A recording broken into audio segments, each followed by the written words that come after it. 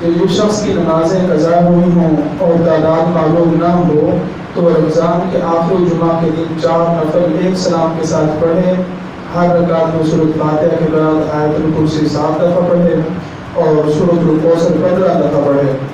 اگر 700 سال کی نمازیں بھی قضا ہوئی ہوں تو اس کے کفارے کے لیے یہ کافی ہے۔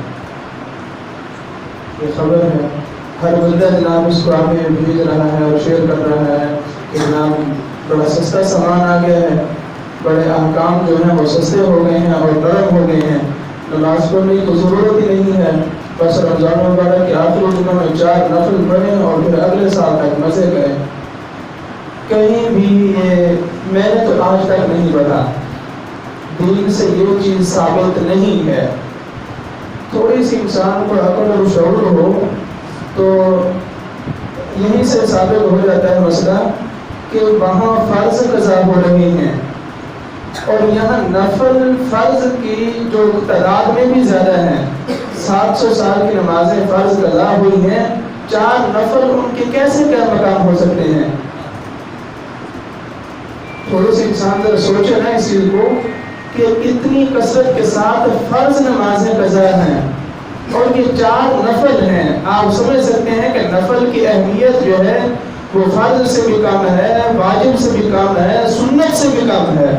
نفل جو ہے تو مستحب کے درجے میں ہے، تو یہ کیسے ہو سکتا ہے کہ نفل جو ہے وہ اوپر والے سب سے جو اوپر والا درجہ ہے وہ اس کی ادائیگی کے لیے کافی ہو جائے؟ یہ ہرگز نہیں ہے، یہ خبر بالکل جھوٹی ہے اور اس کے دین کے ساتھ کوئی تعلق نہیں ہے، اور اس کا آگے شیئر کرنا کہ جناب لوگ زیادہ سے زیادہ اس سے مستفید ہوں، یہ بلکہ ثواب کی گناہ ہے، یہ گناہ ہے۔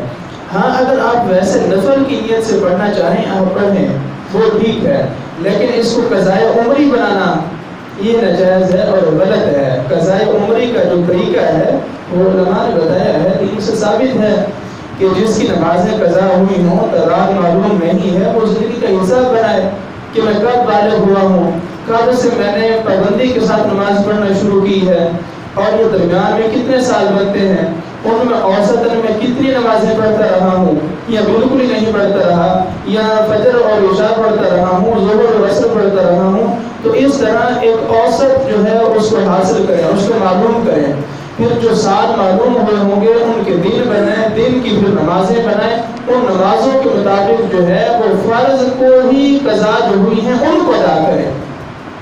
فرض جو ہے وہ تو فرض کی ادائیگی کے لیے کافی ہے کہ فرض قضا ہو گیا ہے، اسی فرض کو دوبارہ ادا کریں گے، جو پہلے نہیں پڑھا گیا اب اس کو پڑھیں گے، جو قضا ہو چکا ہے وہ تو اس کی ادائیگی کے لیے کافی ہے، لیکن نفل ہرگز کافی نہیں ہے۔ علماء نے تو یہاں تک لکھا ہے کہ جس کے فرض جو ہیں وہ قضا ہو گئے ہوں اس کی نفلی عبادت قبول نہیں ہے۔ کیوں کہ فرض کی سب سے زیادہ اہمیت ہے، اور جس کے فرض قضا ہیں وہ نفل نہ پڑھے، وہ اپنے فرض جو قضا ہوئے ہیں ان کو ادا کرے۔ لیکن ہمارے ہاں کیا توفان بدتمیزی ہے کہ نمازوں کی پرواہ نہیں ہے، اور جناب رمضان شریف کے آخری جمعوں میں 4 نفل پڑھ لیں، پچھلے سال 700 سال کی نمازیں بھی جو ہے وہ معاف ہو جائیں گی۔ یہ بالکل جھوٹ ہے، اس کا دین کے ساتھ کوئی تعلق نہیں ہے، اور ایسے جو مجتہد بیٹھے ہوئے ہیں ان کی آپ اردو کی تحریر پڑھ لیں تو وہیں سے سمجھ آ جاتی ہے کہ دین کی کتنی سمجھ ہے ان کو۔ سورۃ الفاتحہ کو جو ہے وسواد کے ساتھ لکھا ہوا ہے، اس طرح کے بہت ساری اردو میں بھی غلطیاں ہیں، یعنی کہ آپ سمجھ سکتے ہیں جس کو اردو میں ٹھیک لکھنا نہیں آتی وہ دین کے مسائل بتانے کے لیے میدان بول رہا ہے۔ تو اس لیے آپ نفل کی نیت سے اس کو پڑھنا چاہیں تو پڑھیں، لیکن فرض کی ادائیگی کے لیے یہ کافی نہیں ہے۔ ایک چیز یہ، دوسری یہ کہ اور اس کے بارے میں یہ بھی لکھا ہوا کہ جناب یہ بڑا قیمتی تحفہ ہے، رمضان کے آخری جمعہ سے پہلے تمام مسلمانوں تک اس کو پہنچا دیں۔ قیمتی جو ہے وہ کاف کتے والے کے ساتھ لکھا ہوا ہے، جس کی اردو اتنی مضبوط ہے آپ سمجھ سکتے ہیں کہ اس کا علمی مقام کیا ہوگا۔ بہرحال پھر یہ کہ کوئی ویڈیو ہے یا کوئی تصویر ہے تو اس کے بعد لکھا ہوتا ہے کہ جو مسلمان ہی ہوگا جو اس کو شیئر کرے گا، کوئی کافر ہی ہوگا جو شیئر نہیں کرے گا۔ اب اسلام اور کفر کا معاملہ جو ہے وہ صرف ایک ویڈیو کو شیئر کرنے پر ٹھہرا ہے کہ جو شیئر کرے گا وہ مسلمان ہو جائے گا، اور جو شیئر نہیں کرے گا وہ کافر ہو جائے گا. تو وہ کلمہ طیبہ کہا جائے گا. اسلام میں داخل ہونے کے لیے تو کلمہ طیبہ ہے. جو روز دل کے دل سے پڑھے گا وہ مسلمان ہوگا, جو نہیں پڑھے گا وہ کافر ہوگا. لیکن یہ ہمارے ہاں کیا بدتمیزی ہے کہ جو شیئر نہیں کرے گا وہ کافر ہے, جو شیئر کر دے گا وہ مسلمان ہے. یہ بالکل بکواس ہے, اس کی کوئی حیثیت نہیں ہے. اور پھر مزید اس میں یہ کہ اس پیغام کو جو 10 گروپوں میں شیئر کرے گا, 10 لوگوں تک بھیجے گا, تو اس کو جناب بہت بڑی خوشخبری حاصل ہوگی, بڑی کامیابی حاصل ہوگی. اور جو اس کو ڈیلیٹ کر دے گا وہ تباہ و برباد ہو جائے گا, اس کا بڑا نقصان ہو جائے گا. پہلے بھی کئی لوگوں نے جناب اس کو ڈیلیٹ کر دیا, وہ بالکل ہلاک ہو گئے ہیں, نشان عبرت بن چکے ہیں. کیا بکواس ہے یار. پہلے وہ آیا کرتا تھا ایک صفحہ جناب مدینہ شریف میں ایک بندے کو خواب آیا ہے اور حضور نے فرمایا ہے فلاں فلاں, اور اس کو اب جو ہے وہ فوٹو کاپیاں کروا کے 10 لوگوں میں 50 لوگوں میں تقسیم کریں تو آپ بچ جائیں گے, اور اگر خدا نہ خواستہ اس کو تقسیم نہیں کیا آپ برباد ہو جائیں گے. حضور کے نام پر بھی امت کو دھوکہ دے رہے ہیں, جھوٹ سراسر. ایسے پیغام جو ہیں ان کو فوراً وہی ڈیلیٹ کر دینا چاہیے. آپ کے انشاءاللہ کچھ بھی نقصان نہیں ہوگا, کچھ بھی, اور اس کی کوئی حیثیت نہیں ہے. اور پھر یہ کہ اگر مسلمان ہو تو جناب اللہ لکھ دو, جو مسلمان نہیں ہے وہ اللہ نہ لکھے. کیا یہ اسلام کے احکام کچھ اور ہیں, ہم کس طرف جا رہے ہیں؟ فارغ بیٹھے تو جناب اللہ لکھتے ہیں. کیا فارغ بیٹھے تو پھر ہی اللہ کا ذکر کرنا چاہیے, اور اللہ کا ذکر کرنے کے لیے جو ہے وہ ضرورت ہے اور وہ حکم ہے کہ اللہ لکھنے والا کام تو عجیب میں دیکھ رہا ہوں اور سن رہا ہوں. تو ایسے ان پیغام کی کوئی حیثیت نہیں ہے. اور پھر ایک اور چیز کہ رمضان شریف سے پہلے اس کو چلایا جاتا ہے کہ جناب رمضان کا پہلا روزہ فلاں تاریخ کو بن رہا ہے. حدیث شریف میں ہے کہ جس نے سب سے پہلے رمضان کے روزے کی خبر دی اس پر جنت واجب ہو چکی ہے. کمال ہو گئی ہے. جنت اتنی ہی سستی ہو گئی ہے کہ رمضان کے پہلے روزے کی خبر دے دے جنت مل جائے گی. اتنی جلدی کوئی کرائے کا گھر نہیں دیتا جتنی جلدی آپ جنت دلوا رہے ہیں. جنت حاصل کرنا اتنا ہی آسان ہو چکا ہے کہ جناب رمضان کے پہلے روزے کی خبر دے دیں فلاں دن کو روزہ ہے تو جنت واجب ہوگی. روزہ رکھنے کی ضرورت نہیں ہے, بس صرف آپ خبر دے دیں. یہ بدتمیزی ہے, اتنی جہالت بھی ہوتی ہے. لیکن کیا ہے جناب دھڑ ہم بھی سمجھتے ہیں کہ جناب حدیث جو کہہ دیا ہے تو بس ایسا ہی ہے, جبکہ حدیث میں ایسی کوئی بات ہی نہیں ہے. دور دور تک نہ لفظاً بات ہے نہ معنی کوئی چیز ایسی ثابت ہے. یہ سراسر جھوٹ ہے, سراسر جھوٹ ہے.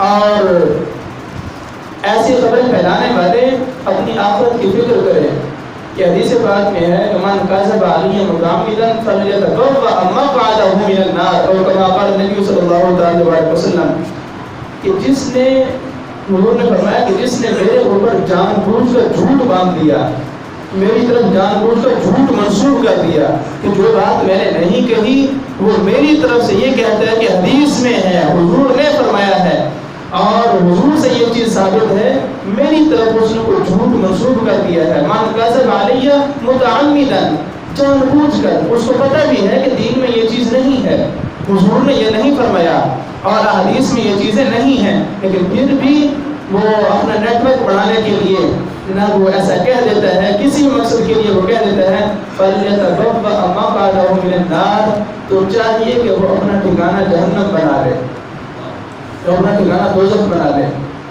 تو یہ کوئی حدیث نہیں ہے کہ رمضان کا فلاں روزہ جو ہے فلاں تاریخ کو ہوگا, اس کی خبر دیں تو جناب جنت واجب ہوگی, ایسی کوئی حدیث نہیں ہے. اور رمضان کے آخری جمعہ میں یہ 4 نفل جو ہیں قضائے عمری, ان کی کوئی حیثیت نہیں ہے, یہ صرف نفل ہی ہیں.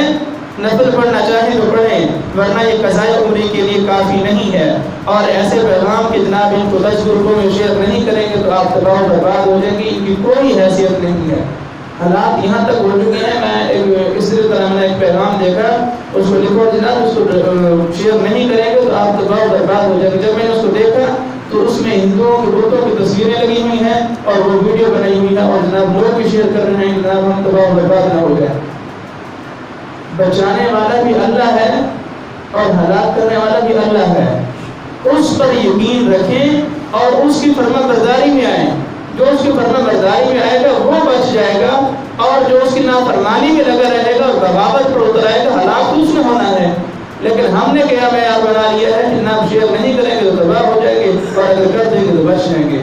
تو کل چونکہ آخری جمعہ ہے، اس وجہ سے میں نے یہ ضروری سمجھا کہ بہت سارے لوگ جو ہیں وہ قلبی طور پر تسکین حاصل کریں گے 4 نفل پڑھ کے، جناب ہمارا تو پچھلا کھاتا سارا صاف ہو چکا ہے، ہم نے قضائے عمری جو ہے وہ 4 رکعت پڑھ لی ہیں، اب ہمارا پچھلا حساب صاف ہے۔ تو اس کا یاد رکھیں پچھلا حساب صاف نہیں ہوگا۔ قضائے عمری جو ہے ان کو ادا کریں جتنی نمازیں ہیں، اور اس مسائل کو سمجھیں کہ نمازیں جو قضا ہو جائیں وہ وقت کی پابندی سے خالی ہو جاتی ہیں۔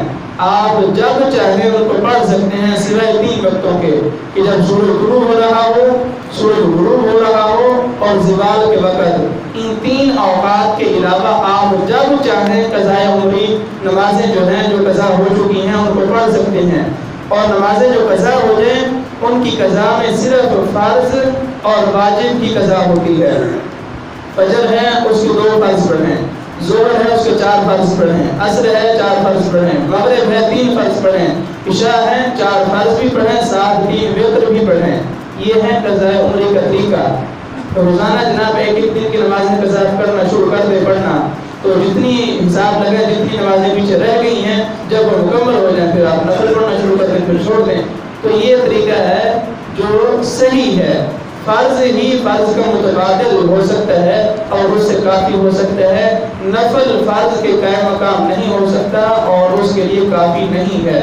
تو اس لیے اس پیغام کی کوئی حیثیت نہیں ہے قضائے عمری 4 رکعت پڑھیں تو پچھلے سارے فرض معاف ہو جائیں گے، اس طرح معاف نہیں ہوں گے۔ اللہ رب العزت دین کی صحیح سمجھ عطا فرمائے اور ایسے گمراہ لوگوں سے بچنے کی توفیق عطا فرمائے، اور انہیں ہدایت عطا فرمائے کہ اسلام کا کیا مذاق بنایا ہوا ہے، اسلام کے کیسے روشن احکام ہیں اور ہم نے ان کے کیا حالات کر دیے ہیں۔